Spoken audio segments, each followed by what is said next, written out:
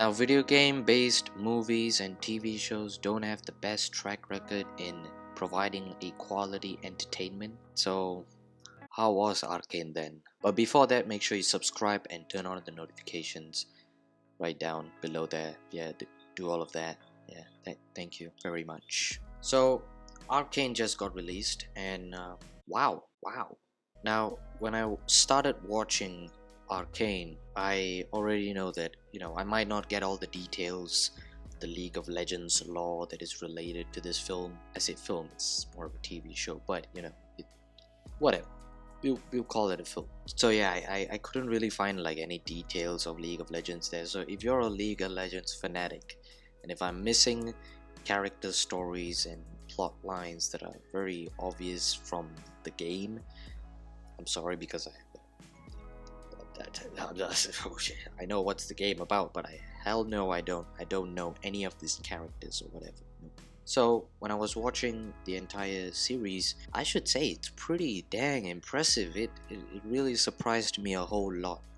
Not that it's great animation or whatever, but from a story point of view, it was actually amazing. Straight out of the bat, like I said, the animations was amazing. They gave me a whole lot of Spider-Verse vibe, but it has its own unique touch that makes it its own thing, which is great. Soundtrack, very obvious, it's impressive, it's great. Pushing aside the mainstream songs or the songs that they work with, other phenomenal artists, the entire atmosphere with the sounds and the sound effects and songs during the fight sequences and songs during any sort of discussion, and the whole vibe was just amazing. Let's go to the meat of the entire thing, and that is the story. I mean, where do I even start? Where do I even start? The good news just keeps rolling in for this film. I'm just gonna call it film, okay? If you have a problem with that, I don't care. Straight out of the gate, I absolutely love the establishment of each characters throughout the whole film or whatnot. Each specific character had their own thing going on. Obviously, we had the supporting characters and all of that, but it was very well made, very well established, I should say. A lot of these characters, and I should say a lot of these characters, have their own story. So it's not just one or two, you have so many different characters that play somewhat of a pivotal role in the whole story, and each of them have their own subplot and their own perspective towards a lot of things, and you get to see all of these perspectives, which is very interesting and very great, and all of them eventually link together, and that's what makes it amazing and great. The problem I have when you put a lot of characters in a film or even a TV show is that there's a lot of plots going on, and if you don't somehow find a way to try to link them and make them interesting in that way, it's gonna be very messy. And thank God this wasn't the case with Arcane. It was the case with Amazing Spider-Man 2 though. It's a big mess. You had a lot of shit going on there. Like I said, each character had their own subplot going on. You have Victor going on with his own subplot. You have Vi going on with her own subplot. You have Caitlyn having her own plot going on. You have Jace having his own plot going on. You have Heimerdinger, Mel, they have their own plot going on. Silco's own plot going on, and Jinx's own plot going on. So, there was a lot of plots to follow around, but it wasn't messy, and that is the great thing of it all, is they managed to make it not all over the place, not convoluted, very precise, very straightforward, very direct on where everything was heading, and everything and all of these subplots had some sort of link together, and it was very great, very amazing, well written. There were a lot of instances of the story that I had a lot of questions to myself, but I think I'm just gonna wait for season 2 or season 3 to really explain more of that. I think that is more of waiting for the next few seasons to clarify on a lot of things. If there is one thing that I would say that is kind of a negative thing on Arcane, is there were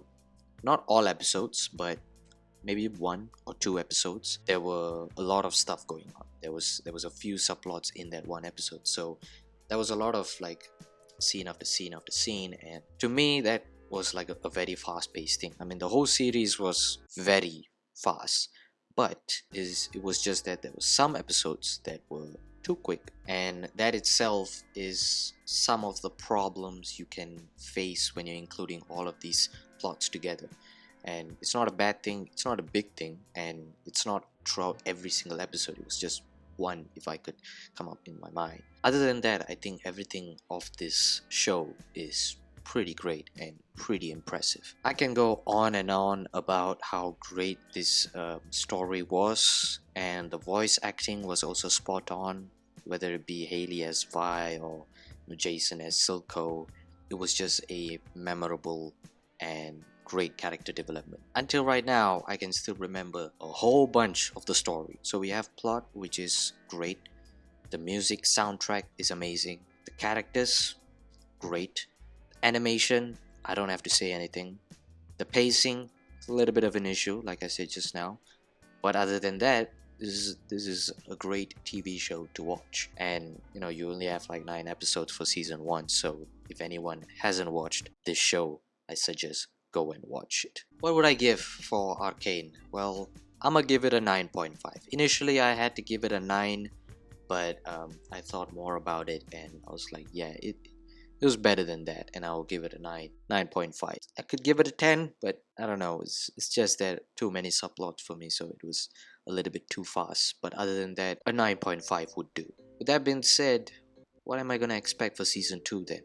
Because it is confirmed that it's going to be coming out with season 2. They can't just end it like that. So I am expecting more story, obviously, for season 2. I don't expect any sort of downgrade from what they have here, because this is amazing establishment that they have done for each characters. The whole storyline, they have done well. And I hope they continue the streak for the next season. And obviously they have set the bar so high for themselves right now that I don't expect them to beat that, but I'm expecting them to at least go close to it. I would like to see more of Victor and his storyline, because he's a very interesting character, and I want to see more of Mel and the world of Noxus and the war and all of that, because that was also very interesting. And obviously the whole storyline between Jinx and Vi. I expect more characters, more subplots, and definitely more episodes. So yeah, that would be my expectations for Arcane for season 2.